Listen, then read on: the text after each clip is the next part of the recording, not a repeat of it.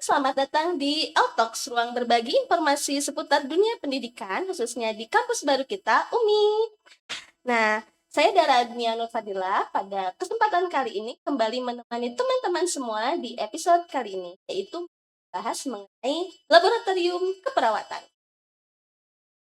Ini sangat penting nih, podcast kali ini bermanfaat bagi mahasiswa dan juga calon praktisi di. Untuk itu kita mengundang dua narasumber yang sangat keren, yaitu ada Teh Tia dan juga Teh Honsa. Oke, Teh Tia dan Teh Honsa, apa kabar Teh Tia dan Teh Honsa? Alhamdulillah luar biasa Teh Dara. Kalau Teh Honsa? Alhamdulillah sehat. Sehat, semoga sehat selalu ya Teh Tia dan Teh Honsa. Amin. Ya. Udah siap belum nih untuk ditanya-tanya seputar laboratorium keperawatan? Insya Allah ya, kita siap-siap aja ya. Siap ya? Oke, ada beberapa pertanyaan nih yang akan saya tanyakan kepada Teh Honsa dan juga Teh Tia. Namun sebelum itu kita harus mengenal dulu Teh Honsa dan Teh Tia ini ya.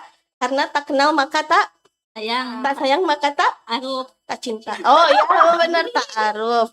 Baik, kita tanya-tanya dulu nih seputar latar belakang Teh Tia dan juga Teh Honsa. Teh Tia, nama panjangnya apa Teh Tia? Nama panjang saya Tia Nur Helmia. Latar Lulusan? belakang saya D3 keperawatannya dari Universitas Muhammadiyah Sukabumi. Oh, dari UMI juga, Iya, alumni S1 UMI. dan S-nya juga masih di sini. Oh ya, S1 di Oke, UMI. Iya, dan juga S2-nya di Universitas Strada Indonesia. Betah banget ya di UMI ya, Teh Tia? Sangat-sangat betah. Bahkan saya punya jodoh juga di sini. Oh, alah. Seru banget ya kayaknya dunia kampusnya Teh Tia ini. Dapat orang UMI, kuliah di UMI juga. Keren banget. Kalau Teh Honsa ini dari mana, lulusan mana Teh Honsa? Oke, perkenalan dulu ya. Boleh. Oke, perkenalkan nama saya Honsa Wahyuni. Saya lulusan dari STIKE PPNI Bandung. Oh, dari Bandung. Ya, Oke. lulusannya D3 juga di STIKE PPNI, S1 di PPNI, dan kemudian nurse-nya juga di. Oh, dari Bandung ke sini sengaja atau gimana Teh Honsa? Ya, sengaja karena ingin apa ya, biar merantau aja gitu. Oh, gitu. Kuliahnya biar jauh gitu. Kalau suami domisili? Ya, dapat jodohnya juga di sana di Bandung. Oh, di Bandung. Jadi LDR? Ya. Walah, LDR. Pejuang LDR nih Teh Honsa ini. Oke. Jadi Teh Tia dan Teh Honsa ini adalah PLP, Pranata Laboratorium Pendidikan di Laboratorium Keperawatan. Berarti sudah hatam betul mengenai laboratorium keperawatan. Jadi boleh tidak dideskripsikan secara ringkas mengenai laboratorium? Boleh dari Teh Tia terlebih. Di sini saya sebagai teman sini ada Teh Honsa megang. Oh, jadi beda ya. Jadi pendidikan profesi terdiri dari 2 prodi, ada sarjana keperawatan dan juga ada. Untuk yang saya pegang ini hampir 90% lapangan. Oh, di lapangan. Ya, hampir 90% lapangan. Dan untuk yang di lab kebanyakan itu sarjana keperawatan.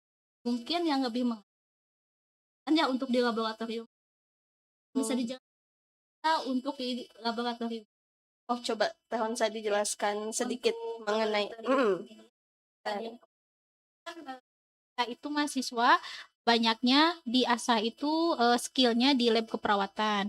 Dimana kan di sana itu ada laboratorium keperawatan itu ada yang pertama tuh ada laboratorium keperawatan dasar, kemudian laboratorium maternitas, kemudian keperawatan medika bedah, kemudian ada keperawatan gawat darurat dan kritis, dan kemudian ada keperawatan anak, dan ada keperawatan gerontik dan jiwa. Itu banyak juga banyak sekali. Sehingga mahasiswa itu harus menguasai skill dari mata kuliah tersebut yang disebutkan. Berarti setiap kegiatan yang ada di praktikum itu pasti ada mata kuliahnya kan? Ya, setiap tingkat itu pasti, ada mata kuliahnya dan setiap, tingkat itu mahasiswa pasti beda-beda. Misalnya untuk tingkat 1 Mhm. ya itu belajarnya hanya keperawatan dasar saja untuk skill keperawatannya, gitu. Mhm. Nanti di tingkat 2 beda lagi tingkatnya naik level, ada Mhm. keperawatan medika bedah dan untuk keperawatan medika bedah di S1 itu ada tingkatannya juga. Oh, ada tingkatannya Iya, lagi. untuk, keperawatan medika bedah di S1 tuh ada per sistem.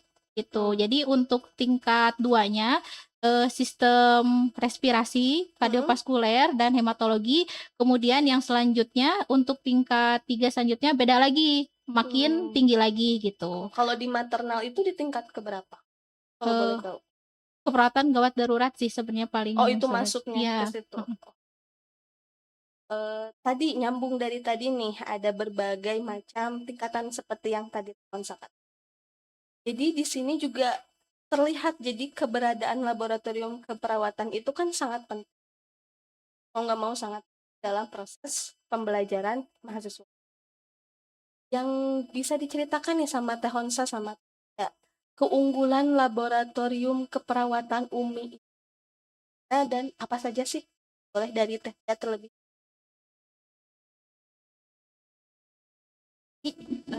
Satu dibanding Jadi maksudnya gimana nih Teh? ini nih contoh akan di rumah aja sholatnya gitu atau misalkan Oh, bisa dikode nih gitu. Nah di UMI ini kita diajarkan tuh untuk yang bahwa sholat itu tidak harus berdiri, tidak harus wudhu ke air, enggak, tapi bisa juga dengan tayamum. Nah gitu, iya, meskipun iya. mereka sakit, tapi tetap kewajibannya tertunaikan seperti Oh, jadi itu. kayak edukasi ke pasiennya itu. Nah betul. Oke, oke, ya I see. Mm-mm. Nah, kalau menurut Teh Honsa sendiri nih, keunggulan laboratorium keperawatan UMI itu ada di dan apa sih?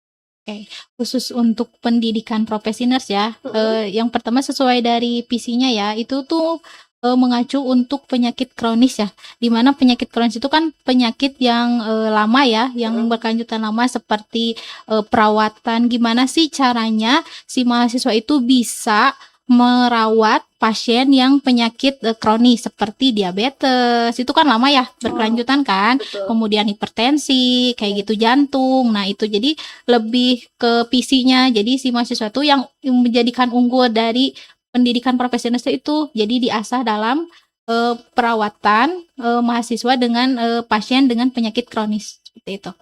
Gitu kok. Berarti udah hatam betul sama CPR yang kayak gitu mahasiswanya?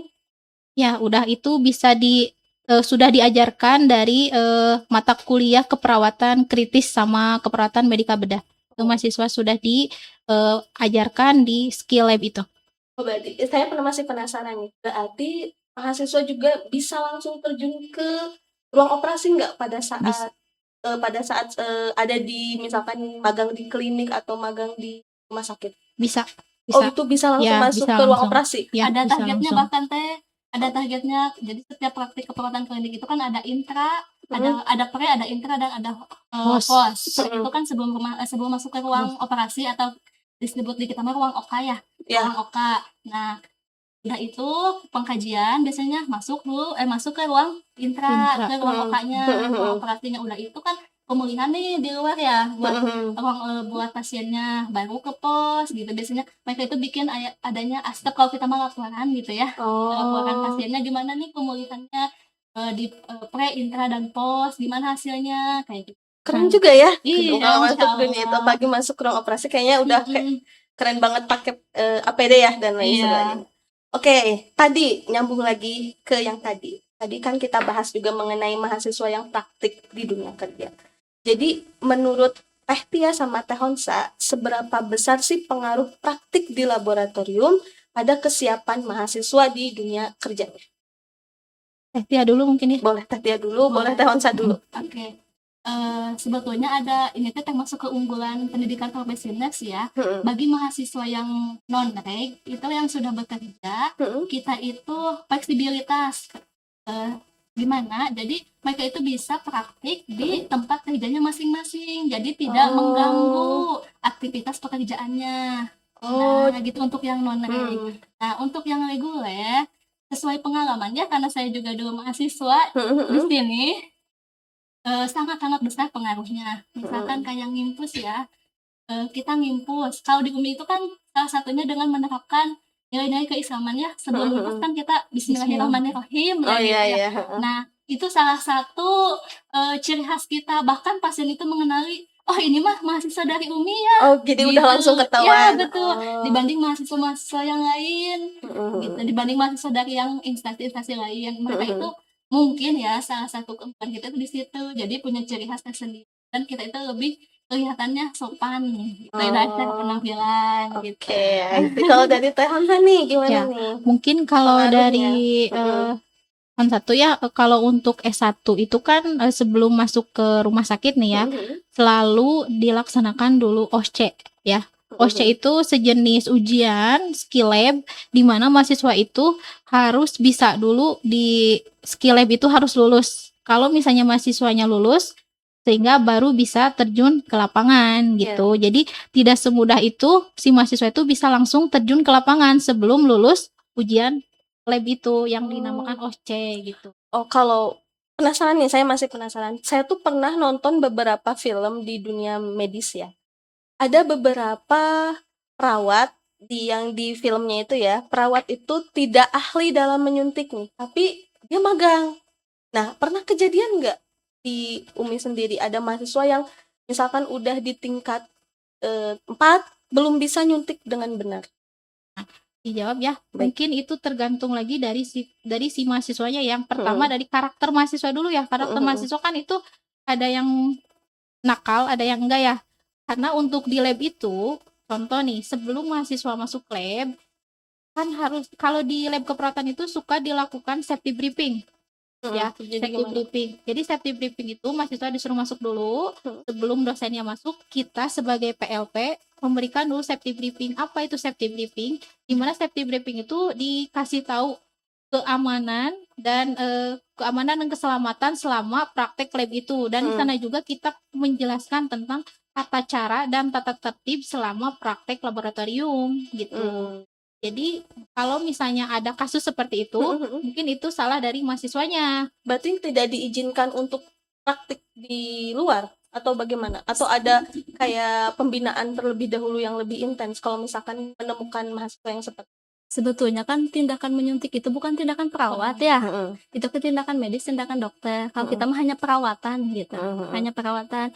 Dan itu bukan keahliannya untuk perawat nyuntik gitu. Oh, jadi itu sebetulnya bukan Bukan keahlian tindakan. yang seharusnya perawat punya. Iya. Oh, alah. Gitu. Tapi kalau dilihat, kalau dengar-dengar dari berita atau lihat-lihat di film itu kan saya mah awam ya. Kebanyakan itu kan ada yang susternya itu salah masukin infus atau susternya itu nyuntiknya misalkan terlalu keras gitu kan, ada nih kasus-kasus yang kayak gitu. Oh, jadi itu sebetulnya bukan tindakan bukan perawat. tindakan Iya. perawat. Oh, saya baru tahu nih. Makasih loh infonya ya. Oke, kita ke pertanyaan selanjutnya ya. Jadi tadi juga ada bahas OSCE kan ya, Teh Honsa. Jadi ini menyambung nih sama bahasan OSCE. Fasilitas apa saja sih yang tersedia nih di laboratorium perawatan UMI? Teh Honsa dulu deh sekarang dulu. Untuk fasilitasnya itu kita sudah menyiapkan dan menyeting alat itu sesuai dengan mata kuliahnya masing-masing. Kayak misalnya perawatan dasar, otomatis itu kan masih dasar ya. Kayak apa aja sih alat yang harus tersedia, misalnya kayak tanda-tanda vital gitu, terus pemenuhan kebutuhan cairan kayak gitu. Jadi untuk alat semuanya sudah tersetting sesuai laboratoriumnya gitu. Untuk alat mah gitu. Fasilitasnya. Ya, fasilitasnya. Kalau dari Teh Via, Sebetulnya kan kita itu punya 9 lab ya, yang ketika kita terjun ke rumah sakit itu sudah siap semuanya. Kayak tadi kata Teh Honsa, keperawatan dasar, kayak memandikan pasien, menggunting kuku pasien, keramas pasien, nyuapin pasien, ganti popok pasien. Kita sudah diajarkan oleh dosennya untuk mahasiswa di sini sebelum terjun ke lapangan biasanya gitu. berarti fasilitas itu tuh udah ada semua. sudah ada fasilitas baik skill maupun teori atau alat-alat biasanya. Tapi sekarang itu udah jarang ya. Kalau dulu itu kan ada ujian itu membawa alat-alat dari kampus ke rumah sakit Oh, dulu atau ada. ke klinik. Kalau sekarang udah jarang, bahkan enggak kalau sekarang itu. Jadi mereka mahasiswa memakai alat-alat yang udah di rumah sakit biasanya. Oh iya ya. Mm-mm. Nah, tadi juga kan tadi fasilitas. Mm-mm. Kemudian ada alat kan yang tadi disebutkan. Mm-mm. Nah, itu kan pasti alat itu harus dirawat ya. Betul kan alat modal. Betul. Kalau nggak dirawat itu pasti rusak, apalagi alat medis itu juga Mm. riskan kan ya. Mm-mm. Nah, apa sih yang Teh Tia dan Teh Honsa lakukan untuk melakukan perawatan dan pengelolaan alat-alat laboratorium? Bisa satu contoh aja, satu alat misalkan, cara merawatnya, kemudian cara mengelola. Teh Tia dulu aja deh. Oh, oke. Contoh misalkan pinset anatomis ya Teh. Pinset anatomis itu kan mahasiswa meminjam pinset. Nah, kita pastikan dulu sebelum kita kasih ke mahasiswa pinsetnya keadaannya seperti apa. Oh, jadi ada peminjaman alat juga? Ada peminjaman alatnya. Oke. Kita pastikan pinsetnya bagus, tidak berkarat. Nah, udah dikasih ke mahasiswa, nanti kan dikembalikan. Kita lihat lagi kondisinya. Iya, kalau misalkan ada bekas darah, kita cuci, direndam dulu. Ada cairan khusus untuk merendamnya atau untuk menghilangkan karat. Disebut apa tuh cairannya, kalau boleh tahu?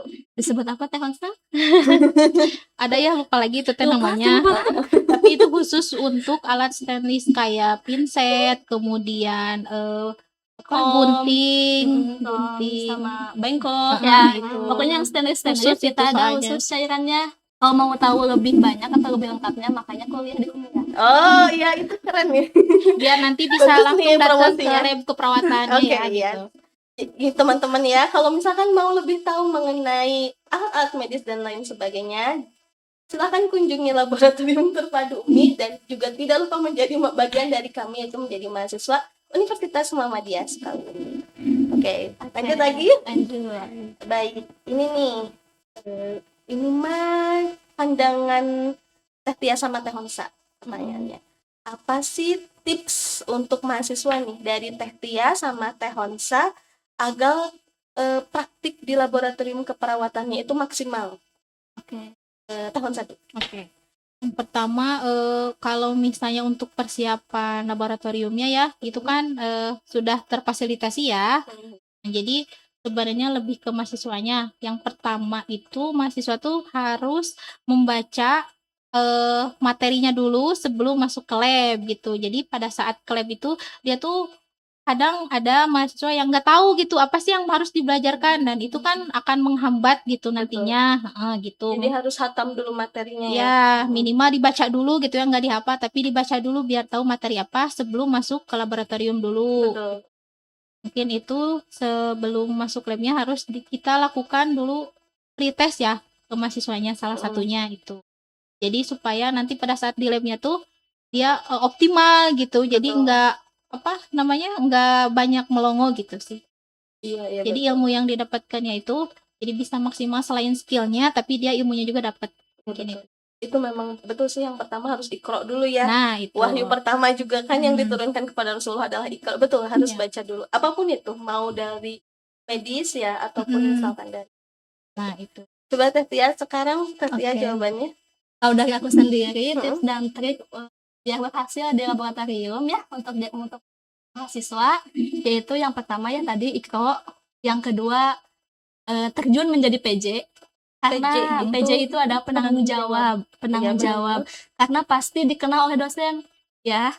Kenapa? Karena setiap mau praktikum dia pasti WA dosennya, Pak, nanti hari Senin belajar apa nih gitu.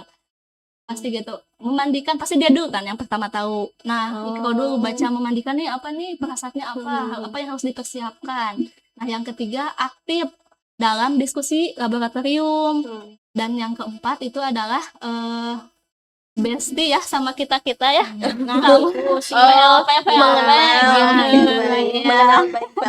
Iya, karena pasti dari kita juga ada perkenalan, Neng, ini namanya apalagi tingkat 1 kan belum pada hafal ya, ini namanya pinset anatomi, ini chirurgis, ini kom, ini komkasa, pasti kita juga memperkenalkan semuanya dan otomatis pasti mahasiswa lebih tahu dibanding yang bukan penanggung jawab gitu. Iya, Kemudian ada betul. satu lagi ya Teh Boleh, Dara. boleh Oke. apa Teh Hansa? Selain tadi yang udah dijelaskan sama Teh Tia ya, Hmm, satu lagi jadi si mahasiswa tuh harus komunikasi dengan kita tuh apakah labnya kosong nggak, jadi mereka tuh belajar mandiri. Nah betul. itu sih belajar Jadi mandiri intinya. praktisnya mandiri ya. Mm-mm, Hmm. gitu.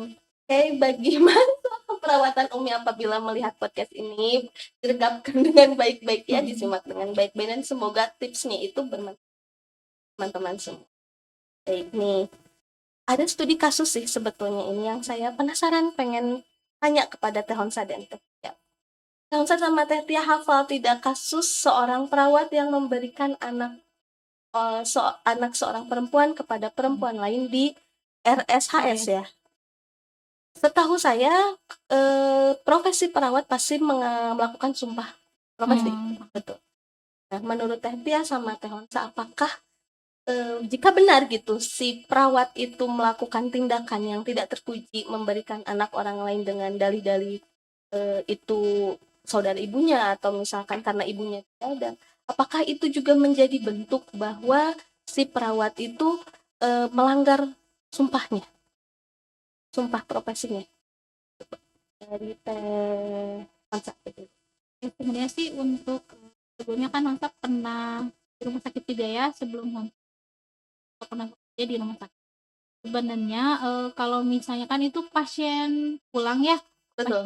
si bayinya kan mau pulang kan. Betul. Sebenarnya pada saat perawat manggil pasien itu, kita sebagai perawat tuh harus cek and recheck gitu kan. Bahasanya tuh gimana cek dan recheck tuh maksudnya. Jadi kita tuh menyamakan, kan ada identitas pasien tuh. Betul. Nah, kita tuh harus menyamakan misalnya atas nama Nyonya N misalnya. Kita harus ini juga kan dilihat dulu kan si ibu tuh pasti punya gelang nama dan punya gelang dari si bayinya juga gitu. Betul. Ini sih yang pertamanya kan ada SOP-nya juga ya, kepulangan pasien tuh seperti apa gitu. Dan pada saat itu tuh cek dan ceknya tuh harus benar-benar ini gitu. Maksudnya teh cross checknya harus Akurat. clear gitu. Clear gitu. Maksudnya jangan asal main nanti Pasti. aja gitu. Kayak gitu. Berarti itu melanggar sumpah profesinya tidak kalau dilihat dari kasus? Kalau misalnya dia main ngasih aja tanpa dia konfirmasi, misalnya ibu dengan ibu siapa tanpa dia cek dulu, itu termasuk dia udah nggak ini ya, udah maksudnya udah melanggar gitu.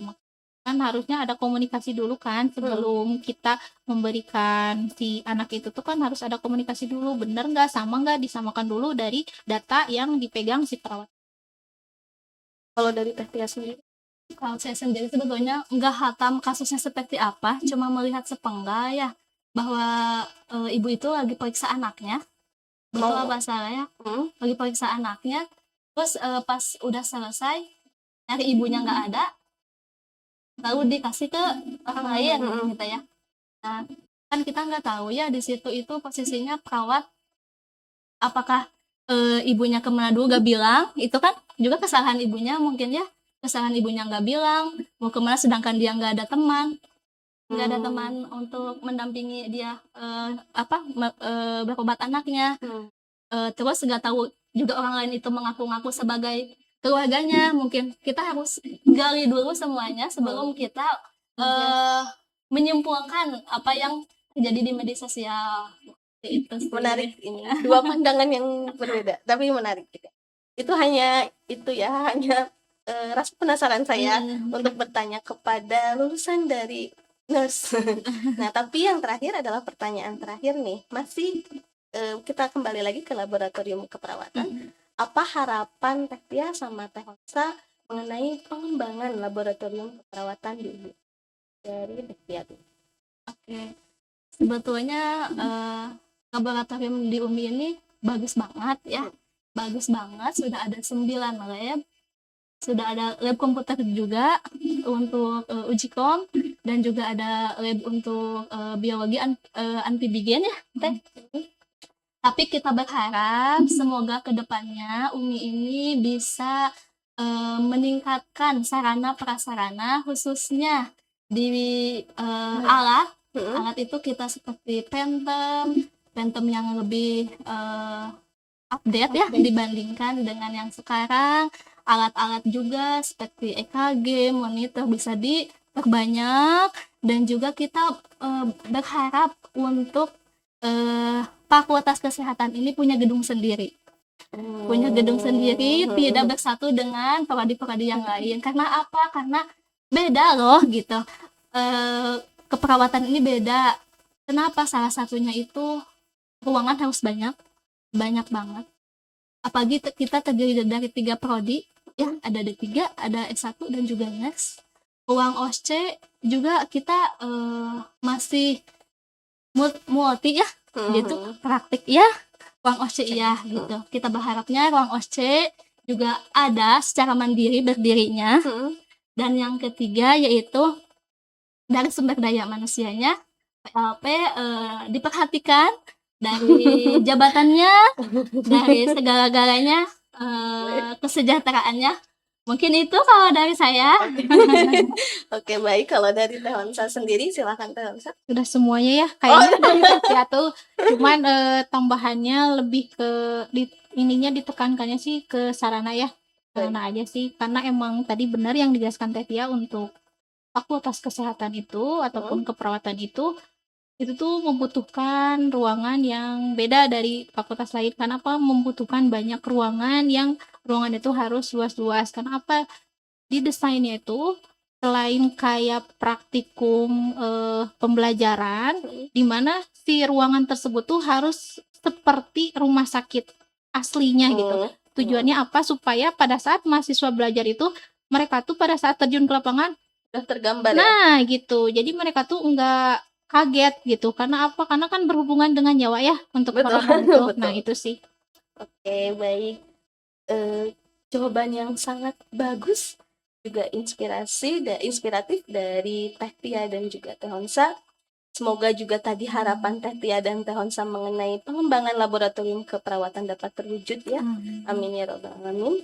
Dan terima kasih juga kepada Teh Tia dan juga Teh Onsa atas waktu, ilmu yang sudah dibagikan kepada kita semua hari ini. Semoga apa yang tadi kita diskusikan dan kita bahas dapat bermanfaat untuk para cendekiawan muda di UNI khususnya, dan juga bagi seluruh masyarakat yang menonton Altalks ini. Baik, saya Dara Adriana Fadlia dan juga Teh Tia Nohelmia. pamit undur diri. Terima kasih. Wassalamualaikum warahmatullahi wabarakatuh. Bye.